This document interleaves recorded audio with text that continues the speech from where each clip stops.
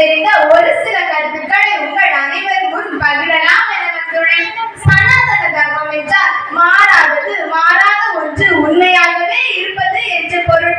இந்த சனாதன தர்மமானது நாம் அனைவருக்கும் பொருந்தக்கூடிய ஒன்றாகும்.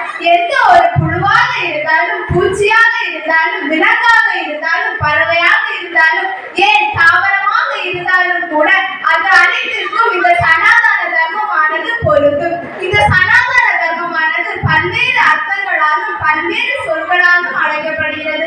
ஆனால் இந்த சனாதன தர்மத்தை நாம் நிலையான தர்மம் என்று கூறலாம். மனுஸ்மிருதி, பாகவத புராணம் போன்ற சமஸ்கிருத செவ்விய இலக்கியங்களில் இது இடம்பெற்றுள்ளது. உண்மையை பேசு, பிறரை மகிழ்விப்பதற்காகவோ மற்றவர்களை பாராட்டுவதற்காகவோ பேசாதே, இதுவே நிலையான தர்மம் என்று மனுஸ்மிருதியில் கூறப்பட்டுள்ளது. சனாதன தர்மத்தை பற்றி மிகவும் சுருக்கமாக கூற வேண்டும் என்றால், படைக்கின்ற ஒரு தலைவன் தன்னை படைத்து அண்டங்களாகவும் பேரண்டங்களாகவும் விலங்குகளாகவும் பறவைகளாகவும் பாவிக்கிறான். அந்தந்த உயிரினங்களுக்குள் அவன் தொழிற்படுகிறான் என்பதே சனாதன தர்மமாகும். உங்களை என்னை காண்கிறேன், என்னில் உங்கள் அனைவரையும் காண்கிறேன் என்ற தத்துவத்தை விளக்குவதாகவே சனாதன தர்மம் இருக்கிறது. இந்த சனாதன தர்மத்தில் உச்ச நட்சத்திரமாக திகழ்ந்தவர் வள்ளலார் ஆவர்.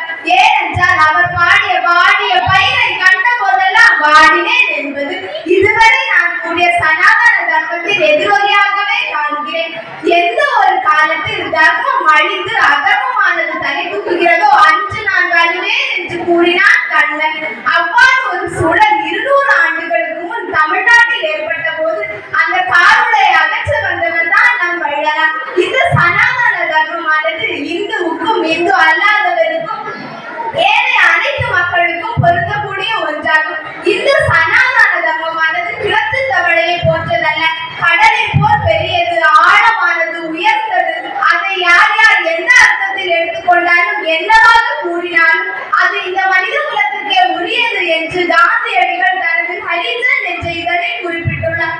வர்ண தர்மமே சனாதன தர்மம் என்று சந்திரசேகர சரஸ்வதி பல முறை கூறியுள்ளார்.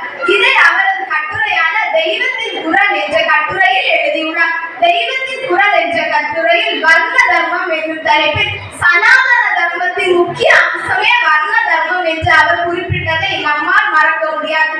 இவ்வாறு பலவேறாலும் பாராட்டப்பட்டு புகழப்பட்டு போற்றி பாதுகாக்கப்பட்ட இந்த சனாதன தர்மத்தை போற்றி பாதுகாப்பது உங்கள் கடமையும் என் கடமையும் கூட. ஆகவே நாம் அனைவரும் இந்த சனாதன தர்மத்தை போற்றி பாதுகாக்க வேண்டும் என்று கூறி வாய்ப்பு